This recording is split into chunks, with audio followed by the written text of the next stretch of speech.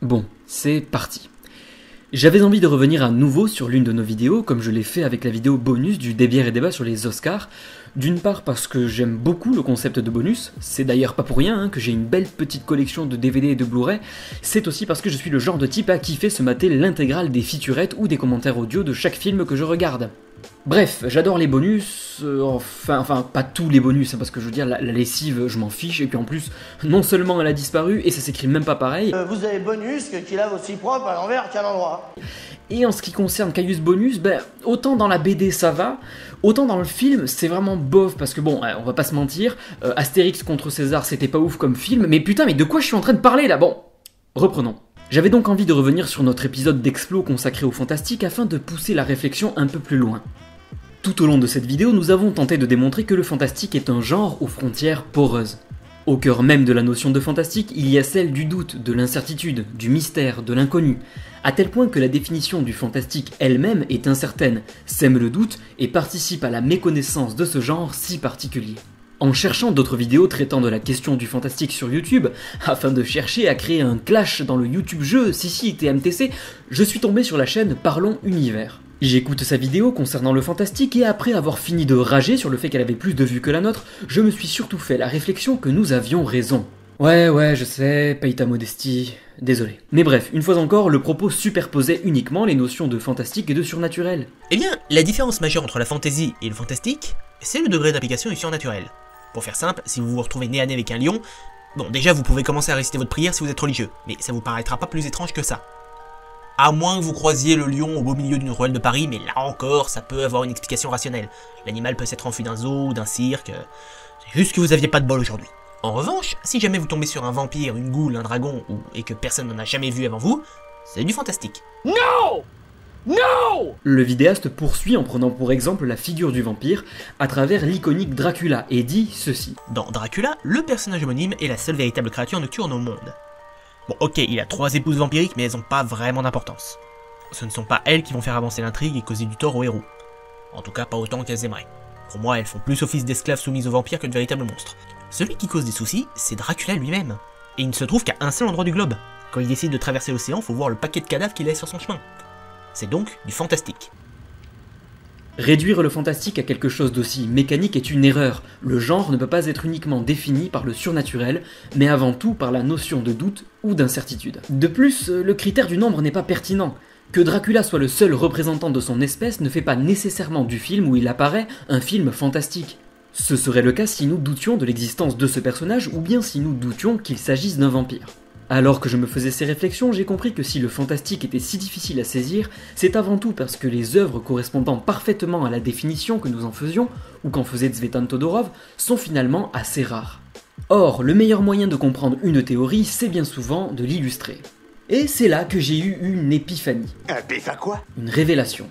L'un des films qui illustre le mieux pour moi le fantastique, c'est Halloween de John Carpenter. Alors oui, je sais, je fais clairement une fixette sur Carpenter. Revenons au cinéma avec le maître de l'horreur, John Carpenter.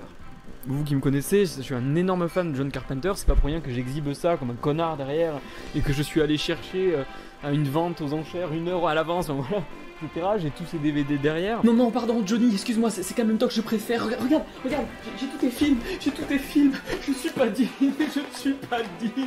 Ça, pour moi, c'est ce qui fait la marque des grands films. Et que Carpenter a fait dans tous ses films. J'ai même réussi à me choper un téléfilm de Carpenter en DVD sur Elvis, le truc obscur qui dure 2h45. Mais tonton Carpenter est là pour nous rappeler que même avec 1 million, on peut faire de très bonnes choses dans les années 80. Regarde-moi! Donc tout commence à Carthage, lorsque... lieu de naissance de John Carpenter. Mais ça ne retire rien à mon propos. Pour que l'on se comprenne bien, et même si ça sera forcément incomplet, tentons de résumer succinctement le fantastique. Le fantastique, c'est avant tout le doute. Il survient lorsque dans une situation donnée, le lecteur ou le spectateur, tout comme le personnage bien souvent, peut tout autant croire qu'un événement étrange s'explique aussi bien rationnellement que par une cause surnaturelle. Si vous dites le fantastique c'est quand il y a du surnaturel, vous perdez de vue ce qui fait l'essence de ce genre, l'importance de la libre interprétation. Le hors-là en est un bon exemple littéraire. De plus, nous l'avons dit, le fantastique étant lui-même incertain, il relève presque plus de l'intergenre que du genre, ou encore il peut être simplement défini comme une catégorie esthétique. Mais alors, en quoi Halloween de John Carpenter correspond-il à ces critères? Pour répondre à cette problématique, putain j'ai l'impression d'écrire une dissertation moisie là. Bref, pour répondre à cela, je vais devoir spoiler un max Halloween, donc pour celles et ceux qui auraient eu le mauvais goût de ne pas l'avoir déjà vu, vous pouvez vous rendre directement à cette partie de la vidéo si vous ne souhaitez pas vous faire divulgacher ce divin métrage.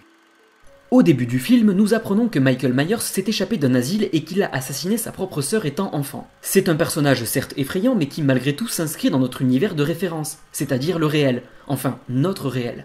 Cependant, tout au long du film, le Dr Loomis se répète que ce n'est pas un humain, qu'il est le mal incarné et aucun personnage ne semble prendre cela au sérieux, pas plus que le spectateur. Néanmoins, plus le film avance, plus Myers se relève des coups qui nous semblaient pourtant mortels, plus il se déshumanise et plus les personnages et le public commencent à douter. Myers est-il humain, auquel cas il n'est pas invincible, ou bien est-il une incarnation du mal absolu, auquel cas il est invincible? Sauf que le film ne tranche pas vraiment cette question et nous laisse avec le frisson de l'incertitude. Contre qui ou quoi se sont battus les protagonistes du film? Le phénomène étrange, ce n'est pas le fait que Michael cherche à tuer frénétiquement, puisque malheureusement nous savons que les tueurs en série existent bel et bien. Le phénomène étrange, c'est le fait que Michael Myers, malgré les coups qui lui sont portés, se relève, inlassablement, encore et toujours. Mais nous doutons de la raison de cette force. Libre à vous de croire que Michael Myers est le mal incarné, ou qu'il n'est qu'une force de la nature. Le film, à ce sujet, reste flou. Faire porter à Michael ce masque tout au long du métrage est un moyen de le déshumaniser entièrement et donc d'ouvrir la voie au surnaturel. Mais cette scène-là sème le doute en nous.